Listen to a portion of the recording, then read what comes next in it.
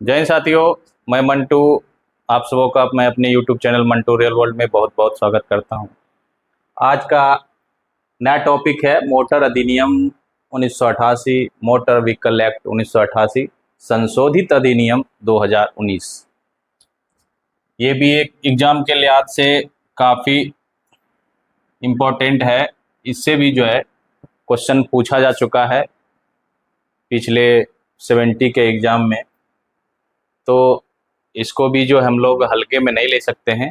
चलिए बिना विलंब किए हुए शुरू करते हैं। इम्पोर्टेंट कुछ पॉइंट्स है, फिर उसके बाद हम लोग सेक्शन पे चलेंगे। इम्पोर्टेंट पॉइंट्स, पहला क्या कहता है, इस अधिनियम में कितना अध्याय 14 है, धारा 217 और अनुसूची 2 है।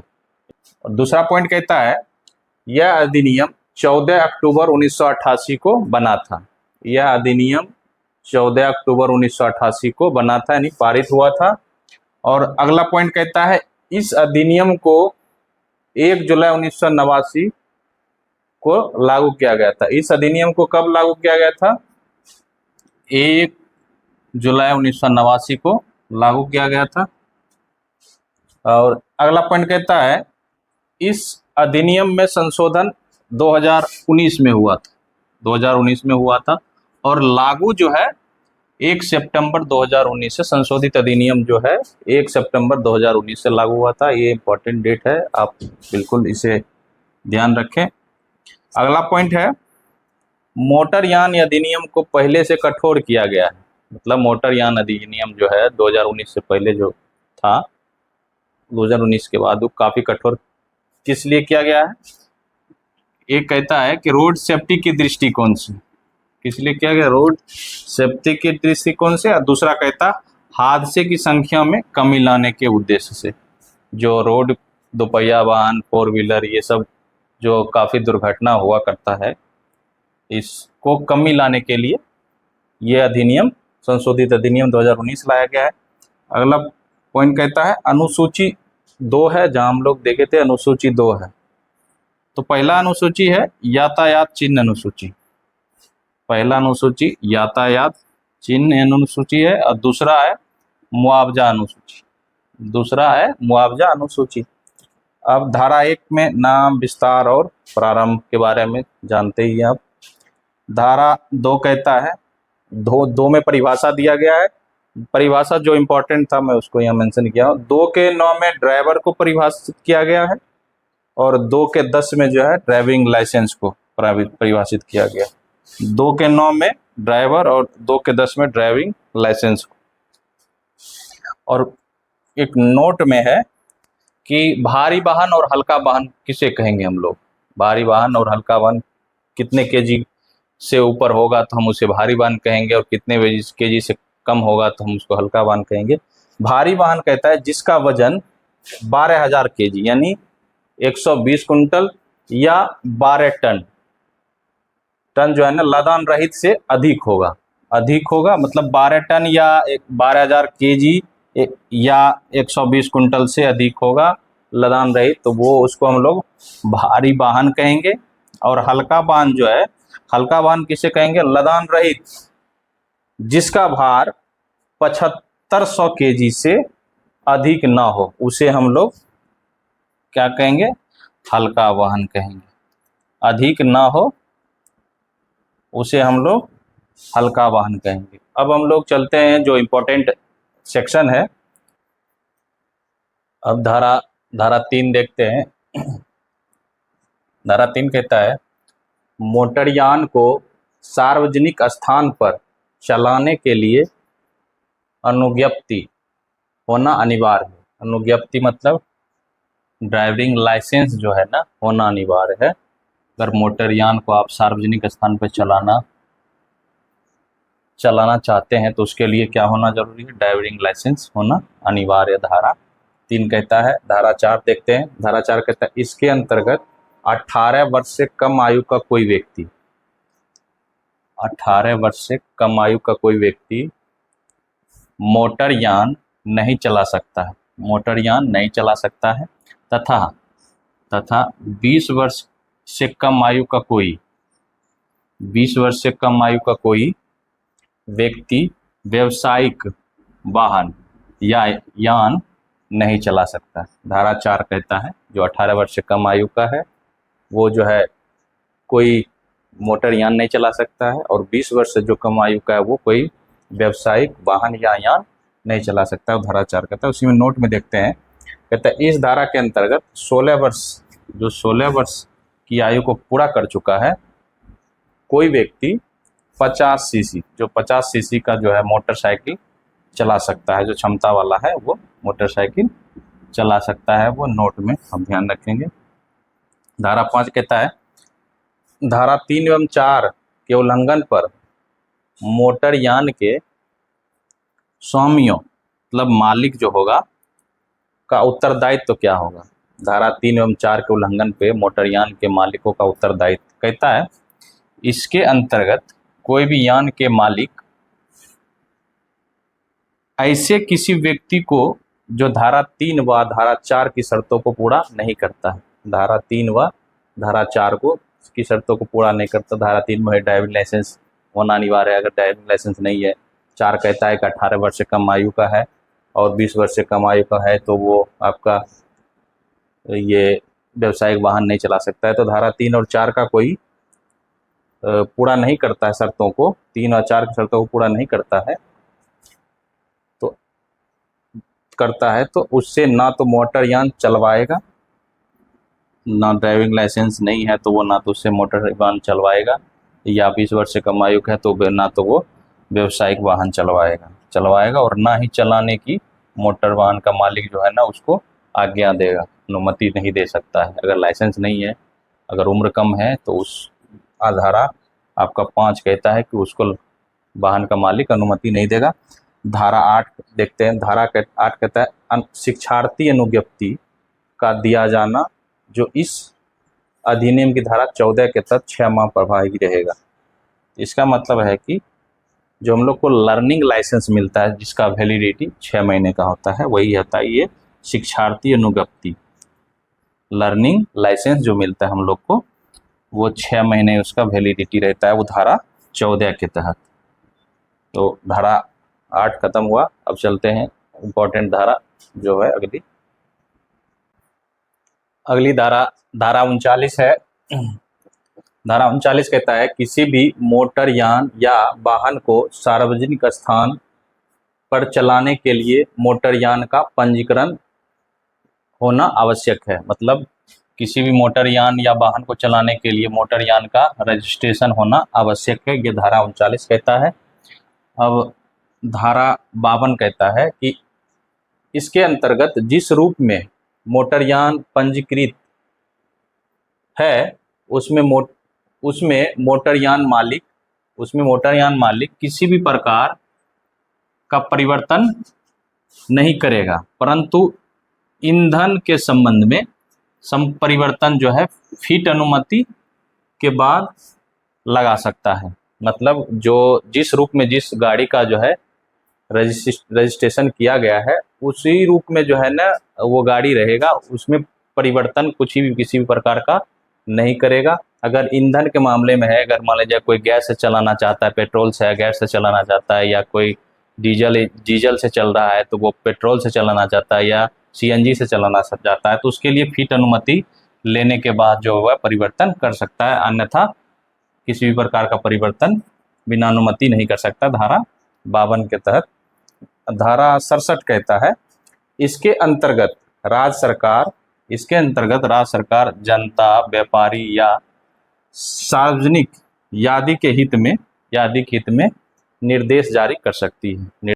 धारा 112 कहता है कोई भी वाहन उसके लिए तथा निर्धारित स्थान पर निर्धारित गति से चलाया जाएगा। मतलब कोई भी वाहन जो है ना निर्धारित गति से ही चलाया जाएगा, जितने गति सीमा निर्धारित किया गया है। कि जैसे एनएच पे चलते होंगे तो देखते होंगे कि कहीं लिखा होगा कि 60 किलोमीटर प्रति घंटा से ही चलें, उससे ज़्यादा नहीं चल सकते हैं। कोई ग्रामीण इलाके में जाते होंगे तो आप देखते होंगे कि 20 किलोमीटर प्रति घंटा के हिसाब से चल सकते हैं, या 30 किलोमीटर प्रति घंटा के हिसाब से। मतलब वही गति सीमा निर्धारित किया गया है कि मतलब जहाँ आपको संकेत मिलेगा कि यहाँ आपको इतना किलोमीटर प्रति घंटा के हिसाब से गाड़ी चलाना है तो आप उतने ही किलोमीटर प्रति घंटा के हिसाब से चलाएंगे। ये धारा 112 कहता है। अब धारा 113 कहता है किसी भी वाहन में निर्धारित भार सीमा के भीतर ही भार रखा जाएगा। मतलब जो निर्धारित जो भार सीमा है वही उतना ही माल रखा जाएगा, ओवरलोडिंग नहीं किया जाएगा। मतलब सीधी सी बात है, 113 आप ये जान लीजिए कि ओवरलोडिंग से संबंधित है कि जो कि वाहन में जो है ना भार सीमा से अधिक जो है ना सामान को लोड कर देता है, वो उसमें वो 113 कहता है कि जितना निर्धारित किया गया उतना ही रखा जाएगा। अब धारा 117 कहता है कि पार्किंग स्थल पर बाहर या यान का ठहराव, जो पार्किंग स्थल जहाँ बनाया गया है वाहन के लिए, वहाँ वाहन यान को ठहराव के बारे में आपका कहता है। और 119 धारा 119 कहता है कि यातायात चिन्हों का अनुसरण करने का कर्तव्य जो चालक होगा, वाहन चालक होगा या यान चालक होगा, वो जो है उसका कर्तव्य क्या होगा, चिन्हों यातायात जो चिन्ह मिलता है उसको संकेत मिलता है उसके लिए कहता है संकेत एवं पुलिस के निर्देशों का पालन करना होगा। जो संकेत उसको मिलता है, अगर रेड मिला है संकेत तो वाहन को रोक देना है, ग्रीन मिला है तो वाहन को चलाना है, और जो पुलिस वो आपको निर्देश दे रहा है उसको पालन करना है। ये आपका धारा 119 कहता है। अब हम लोग अगली धाराओं में चलते हैं जो इम्पोर्टेंट है। अब धारा 124 है, कहता है कोई भी व्यक्ति सार्वजनिक सड़क परिवहन के वाहनों में बिना पास या टिकट के यात्रा नहीं करेगा। मतलब आप ये जान लीजिए कि कोई भी व्यक्ति जो है जो सड़क परिवहन है, जो वाहन है जो सड़क पे चल रहा है, सरकारी हो या प्राइवेट हो, उसमें कहता है बिना पास या टिकट का यात्रा नहीं करेगा। जैसे हम लोग रेलवे एक्ट में है, धारा 137 में कहता है कि कोई भी व्यक्ति जो है बिना पास या टिकट के यात्रा नहीं कर सकता। तो उसी तरह जो है ना ये आपका मोटरयान अधिनियम की धारा 124 कहता है कोई भी व्यक्ति सार्वजनिक सड़क परिवहन के वाहनों में बिना पास या टिकट के यात्रा नहीं करेंगे। 124 का अब 128 देखिए, धारा 128 कहता है दोपहिया वाहन पर जैसे मोटरसाइकिल हो गया, स्कूटर हो गया, ड्राइवर अपने अतिरिक्त जो है एक व्यक्ति से अधिक व्यक्ति को नहीं ले जाएगा। मतलब अपने अतिरिक्त जो है एक ही व्यक्ति को वो अपने वाहन पे ले जा सकता है। मतलब एक दोपहिया वाहन पे 2 से अधिक नहीं रहेगा। ये आपका धारा 128 कहता है होगा। अब धारा 129 कहता है कोई भी मोटरसाइकिल को चलाने वाला या सवारी करने वाला व्यक्ति, कोई भी मोटरसाइकिल को चलाने वाला या सवारी करने वाला व्यक्ति जब वह सार्वजनिक स्थल पर हो तो सुरक्षात्मक टोप यानी कि हेलमेट जो भारतीय मानक ब्यूरो मतलब ISI के समरूप होगा। मतलब जो ISI का जो है मान्यता प्राप्त होगा हेलमेट, वो जो चला रहा है और जो पीछे बैठा है दोनों को हेलमेट पहनना बहुत ज़रूरी है। अगर हेलमेट जनरली आप ध्यान रखें कि कोई भी दोपहिया वाहन चलाते हैं तो आप हेलमेट जरूर पहन के निकलें, काहे कि दुर्घटना कभी भी और कहीं भी हो सकता है। अगर हेलमेट आप पहने हैं तो आपकी जान बच सकती है, ये काफ़ी संभावना है, इसका आप लोग विशेष ध्यान रखिएगा। और इसी में जो है धारा 129 में एक नोट कहता है कि इस धारा के तहत जो है सिखों को छूट दी गई है। सिखों को जो सिख समुदाय के लोग हैं जो उसको छूट दिया गया है, मगर उसको छूट देता है जो पगड़ी पहनता है, जो बड़ा सा पगड़ी पहनता है उस सिख समुदाय को जो है ये धारा 129 के तहत जो है ना आपको क्या हेलमेट पहनने से छूट है। अब धारा 130 कहता है, 130 में देखते हैं किसी भी सार्वजनिक स्थान पर मोटरयान चालक वर्दी पहने किसी भी पुलिस अधिकारी को, कोई पुलिस अधिकारी है को अनुज्ञप्ति या पंजीकरण आदि मांगने पर प्रस्तुत कर देंगे। मतलब कोई लाइसेंस अगर पुलिस अधिकारी मांगता है या रजिस्ट्रेशन दिखाने को कहता है, गाड़ी का पेपर दिखाने को कहता है, तो वो मांगने पर प्रस्तुत करेगा। ये धारा 130 कहता है कि आप देखते होंगे कहीं कभी जनरली आप अगर मार्केट गए हो या कहीं और जाते हैं तो आपका गाड़ी का कागज लाइसेंस चेक होता रहता है, वो धारा 130 के तहत, ये ध्यान रखिएगा। अब धारा 134 कहता है, ये इम्पोर्टेंट है एग्जाम के लिहाज से भी प्लस अपने जीवन के लिहाज से भी इम्पोर्टेंट है और किसी को बचाने के लिहाज से भी इम्पोर्टेंट। कहता है दुर्घटना और किसी भी व्यक्ति को कोई क्षति की दशा में, दुर्घटना कोई होता है और या किसी व्यक्ति को कोई क्षति होता है, उस दशा में चालक का कर्तव्य क्या होगा।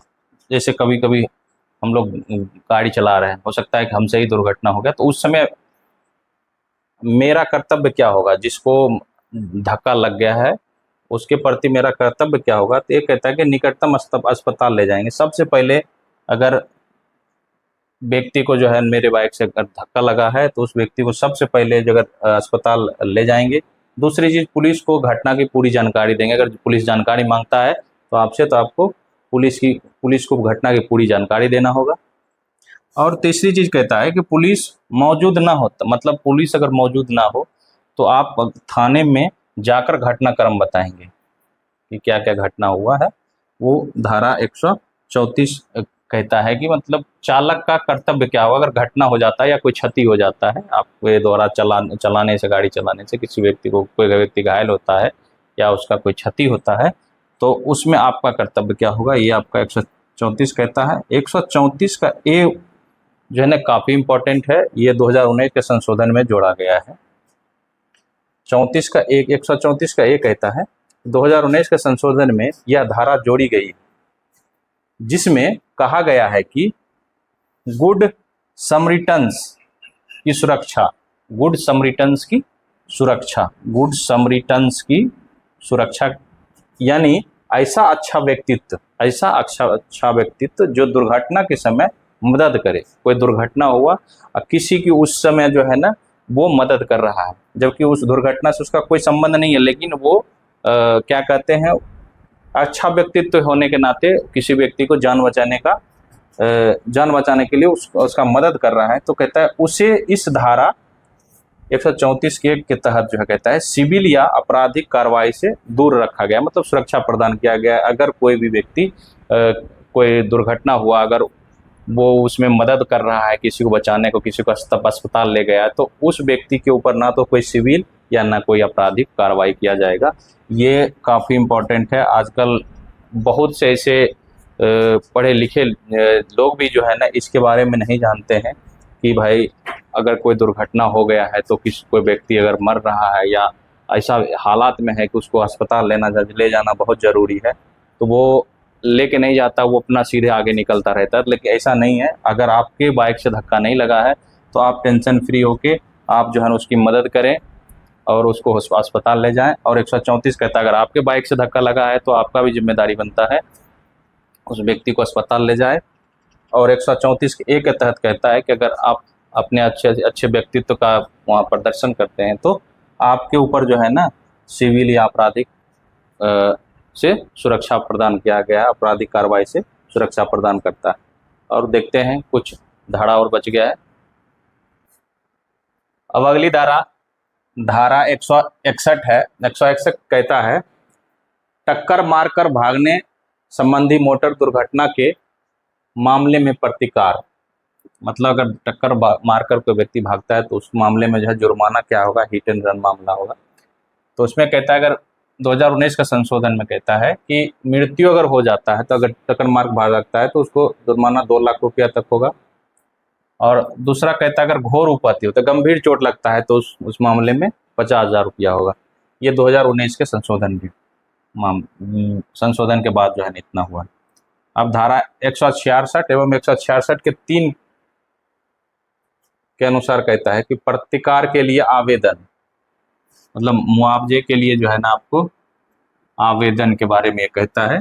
आपका 166 एवं 166 के 3 में जो है ना आपको अगर कोई दुर्घटना होता है तो उसके लिए जो है मुआवजे के लिए आवेदन के बारे में कहता है धारा 166 के 3 2019 के संशोधन में जोड़ी गई, जिसमें कहा गया है कि दुर्घटना से 6 माह के भीतर दावा दाखिल करना होगा। मतलब अगर कोई दुर्घटना होता है तो जुर्माने के लिए आवेदन जो आपको 6 माह के भीतर दावा 6 माह के भीतर जो है ना दावा दाखिल करना होगा, मतलब आपको दावा करना पड़ेगा 6 माह के अंदर। ये धारा 166 एवं 166 के 3 के अनुसार जो है आपको मुआवजे के लिए 6 माह के अंदर जो है ना दावा करना होगा।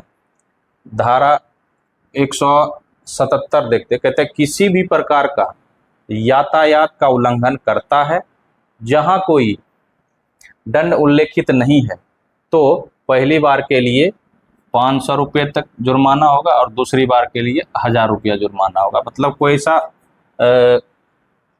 इस धारा में कहता है कि कोई ऐसा उल्लंघन करता है कोई व्यक्ति जिसमें कि इस अधिनियम में उसके बारे में जो है ना आपका दंड निर्धारित नहीं है, सजा निर्धारित नहीं है, तो उस मामले में कहता है कि आपको पहली बार अगर करता है तो 500 रुपये, दूसरी बार करता है तो उसको 1000 रुपये तक जुर्माना लगेगा।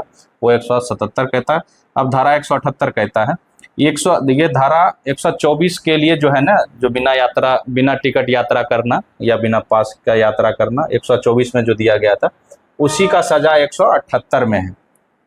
कहता है बिना टिकट यात्रा करने पर 500 रुपये के जुर्माने से दंड किया जाएगा। अगर मान लीजिए आप परिवहन में जो है, सड़क परिवहन क्या कहते हैं, गाड़ियों में जो है आप अगर बिना टिकट या पास की यात्रा करते हैं तो आपको धारा 124 का उल्लंघन करते हैं तो आपको 178 में जो है ना आपको 500 रुपये तक जुर्माना किया जाएगा। अब धारा 180 देखते हैं, कहता है कि कोई व्यक्ति जो धारा 3 व 4 का उल्लंघन करने वाले अपनी गाड़ी चलाने देता है, मतलब जो गाड़ी का मालिक है वो ऐसे व्यक्ति को गाड़ी चलाने देता है जो धारा 3 एवं धारा 4 का उल्लंघन करता है, तो उस गाड़ी मालिक को 3 माह के कारावास या जुर्माना जो 5000 रुपये तक होगा या दोनों से दंडित किया जाएगा। यहाँ 180 है वो गाड़ी मालिक के बारे में कहता है कि जो कोई व्यक्ति गाड़ी चला रहा है वो धारा 3 और 4 का उल्लंघन कर रहा है। धारा 3 में है कि अगर लाइसेंस नहीं है, 4 में कहता है कि 18 वर्ष से कम उम्र है जो गाड़ी चला रहा है या 20 वर्ष से कम उम्र है जो व्यावसायिक गाड़ी चला रहा है। तो अगर उस 3 और 4 का उल्लंघन करता है और साथ में वो गाड़ी मालिक उसको जानबूझ के गाड़ी चलाने देता है तो उसको गाड़ी मालिक को 3 माह का कारावास या जुर्माना जो 5000 रुपये तक होगा या दोनों से दंडित किया जाएगा। वो धारा 180 कहता है। अब धारा 181 कहता है कि इसके अंतर्गत यदि कोई व्यक्ति धारा 3 व 4 वही है कि ड्राइविंग लाइसेंस नहीं है या आपको 4 में कहता है कि 18 वर्ष से कम उम्र है या 20 वर्ष से कम उम्र है जो कि व्यवसायिक गाड़ी चला रहा है, उल्लंघन करता है, कोई व्यक्ति उल्लंघन करता है, जो चलाने वाले जिसको लाइसेंस नहीं है वो उल्लंघन करता है, तो उस व्यक्ति को, चलाने वाले व्यक्ति को 3 माह का कारावास अब 5000 रुपया जुर्माना या दोनों हो सकता है। ये धारा 181 तक कंप्लीट हो गया। अब देखते हैं कुछ और धारा है। अब अगली धारा 183 है। कहता है 183 में जो कोई व्यक्ति धारा 112 के उल्लंघन करता है, जो कोई व्यक्ति 112 के उल्लंघन करता है तो 112 में कहता है कि निर्धारित गति से अधिक गति से वाहन चलाना। धारा 112 में कहता है कि जो गति निर्धारित किया गया उससे अधिक गति से, तेज गति से जो है वाहन को चलाता है तो उसके लिए कहता है पहली बार अगर कोई करता है तो पहली बार उसको दंड जो है 1000 रुपया जुर्माना लगेगा। अगर दूसरी बार करता है ऐसा तो उसको जो है 2000 रुपया जुर्माना लगेगा। गति सीमा में कहता है कि अगर जितना गति निर्धारित किया गया अगर उससे अगर तेज गति चलाता है तो पहली बार अपराध करता है तो उसके लिए 1000 रुपया, उल्लंघन करता है तो 1000 और दूसरी बार के लिए तो उसको 2000 रुपये जुर्माना लगेगा। अब धारा 184 कहता है खतरनाक तरीके से या लापरवाही से वाहन चलाने के लिए दंड जो है, अगर कोई खतरनाक तरीके से चलाता है या लापरवाही से चलाता है तो उसके लिए, उसको चलाने के लिए दंड जो है कहता है कि जो कि पहली बार के लिए, जो अगर पहली बार ऐसा करता है तो 6 माह का कारावास एवं 5000 रुपया जुर्माना होगा। खतरनाक तरीके से या लापरवाही से गाड़ी चलाता है तो उसको पहला बार करता है ऐसा तो 6 माह का कारावास और 5000 रुपया जुर्माना होगा। अगर कोई दूसरा बार करता है, दूसरा बार ऐसा अपराध, ऐसा कोई उल्लंघन करता है और या अपराध करता है, तो उसके लिए वो कहता है 2 वर्ष का कारावास एवं 5,000 रुपया जुर्माना अथवा दोनों हो सकता है। अगर खतरनाक तरीके से या लापरवाही से अगर दूसरी बार कोई अपराध करता है, ऐसा करता है, तो उसको 2 साल का कारावास एवं 5,000 रुपया जुर्माना अथवा दोनों हो सकता है 184 में। अब 185 कहता है नशे की हालत में गाड़ी चलाने के लिए दंड। कोई व्यक्ति अगर नशा में, शराब पी के कोई भी व्यक्ति गाड़ी चलाता है, उससे संबंधित कहते हैं जो कोई पहली बार के लिए, अगर मान लिया जाए नशे की हालत में पहली बार कर कोई ऐसा करता है, नशे की हालत में गाड़ी चलाता है, तो उसको कहता है 6 माह का सजा होगा या 10,000 रुपया जुर्माना होगा। पहले बार के लिए, पहला बार अगर कोई ऐसा करता है तो, और दूसरी बार यही अगर फिर से अपराध करता है तो उसके लिए कहता है उसको 2 साल का सजा या 10,000 रुपया जुर्माना या दोनों हो सकता है। इसलिए नशे की हालत में वाहन ना चलाएं, ये काफ़ी आपके जान के लिए भी खतरा है और दूसरे के लिए भी खतरा है। अगर आप ऐसा पहली बार करते हैं तो 6 माह की सज़ा या 10,000 रुपया जुर्माना, अगर दूसरी बार करते हैं तो 2 साल की सज़ा या 10,000 रुपया जुर्माना या दोनों हो सकता है। धारा 189 कहता है कि राज्य सरकार की अनुमति के बिना सार्वजनिक स्थान पर मोटर रेस, अगर कोई मोटर रेस करता है या मुकाबला करता है तो उसको दंड जो है 1 माह का सज़ा या 5,000 रुपया जुर्माना या दोनों हो सकता है। अब धारा 192 कहता है बिना रजिस्ट्रेशन के मोटरयान का उपयोग, बिना रजिस्ट्रेशन के मोटरयान का उपयोग कहता है इसके अंतर्गत कोई धारा 39 का उल्लंघन करता है, धारा 39 का उल्लंघन करता है। 192 कहता है कि अगर कोई बिना रजिस्ट्रेशन का मोटरयान का उपयोग करता है, जो कि ये धारा 39 का उल्लंघन माना जाता है, तो प्रथम दोष सिद्धि के लिए उसको 5,000 रुपया जुर्माना होगा।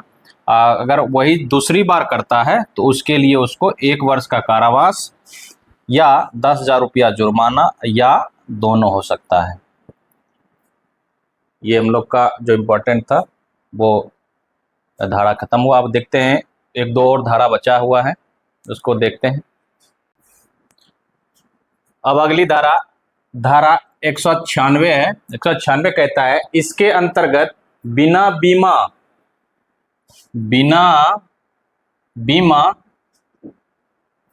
सार्वजनिक स्थान पर गाड़ी चलाने के लिए दंड का प्रावधान है। कहता है इसके अंतर्गत बिना बीमा सार्वजनिक स्थान पर गाड़ी चलाने के लिए दंड का प्रावधान है। कोई गाड़ी का जो है ना बीमा नहीं हुआ है, अगर आप सार्वजनिक स्थान पर आप चलाते हैं तो उसमें आपको दंड जो है, जो 3 माह का कारावास या 2,000 रुपया जुर्माना या दोनों हो सकता है। मतलब बिना 196 के तहत है कि बिना बीमा वाली गाड़ी को आप अगर चलाते हैं तो आपको जो है 3 माह का कारावास या 2,000 रुपया जुर्माना या दोनों से दंडित किया जाएगा। अब 199 का ए कहता है यह धारा 2019 के संशोधन में जोड़ी गई है। 199 का ए जो है ना 2019 के संशोधन में जोड़ी गई है। जो अभिभावक होता है, गार्जियन होता है, जो या गाड़ी का मालिक होता है या वाहन का मालिक को किशोर के कारण हुई दुर्घटना,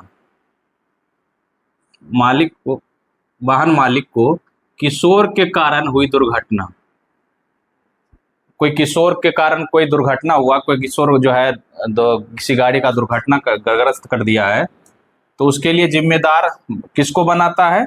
गाड़ी मालिक को, जिसका 18 वर्ष से कम उम्र है। वो अगर लड़का अगर कोई दुर्घटना किया है तो वो उसका जिम्मेदार वाहन मालिक होगा या अभिभावक होगा। ठीक, इसके तहत जो है जुर्माना 25,000 रुपये व 3 साल की कैद तथा 3 साल का कैद तथा वाहन का पंजीकरण भी रद्द होगा। और एवं इसमें कहता है कि किशोर पर जो है जे एक्ट के तहत जो है ना मुकदमा चलाने का भी प्रावधान है।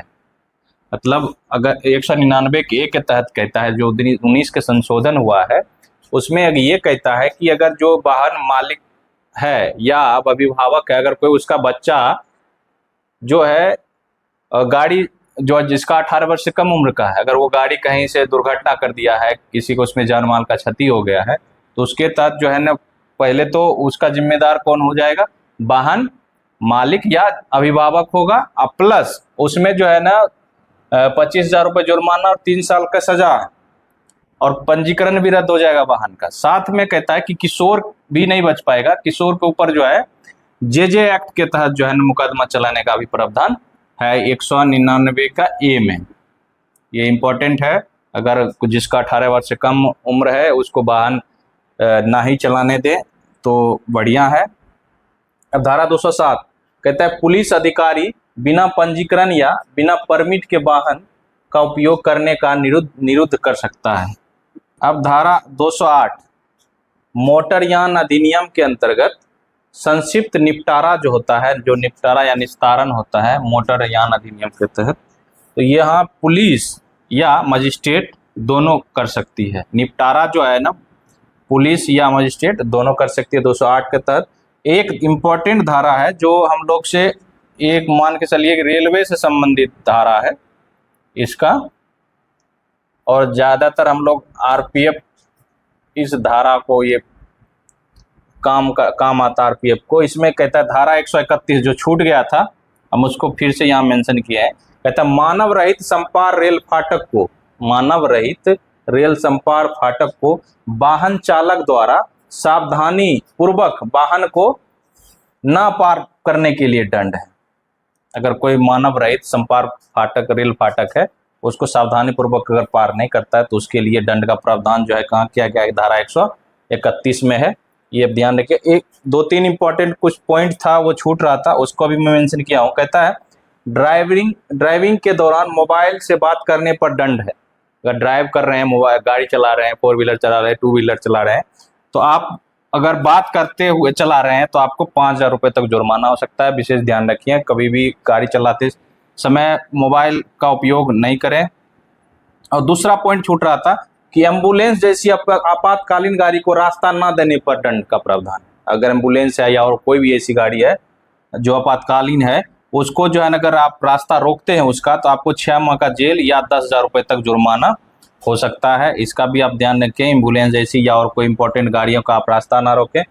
अगला कहता है कि ट्रैफिक सिग्नल का उल्लंघन करता है, जो लाल बत्ती को पार कर जाता है कोई गाड़ी, अगर उसका उल्लंघन करता है तो उस कंडीशन में कहता है कि 3 माह का लाइसेंस आपका रद्द हो जाएगा और 1,000 रुपये तक जुर्माना। यहाँ कम लिखा हुआ दिख रहा होगा छोटा छोटा, यहाँ 3 माह का लाइसेंस रद्द और 1,000 रुपया जुर्माना ये है। अब हमारा ये मोटर अधिनियम 1988 पे मोटर व्हीकल एक्ट 1988 संशोधित अधिनियम 2019 समाप्त हुआ। अगर इसमें किसी भी प्रकार का कोई त्रुटि हो तो आप प्लीज़ कमेंट के माध्यम से बताएं, और अगर वीडियो आपको अच्छा लग रहा हो तो आप लाइक करें, शेयर करें, सब्सक्राइब करें। और फिर से वही कहेंगे कि जो 72 एसआई के लिए तैयारी कर रहे हैं, आप मैथ, रीजनिंग, जीके, जीएस का कंटिन्यू तैयारी करते रहें। और फिर हम अगली वीडियो में आएंगे नए टॉपिक के साथ। फिर मिलते हैं। जय हिंद,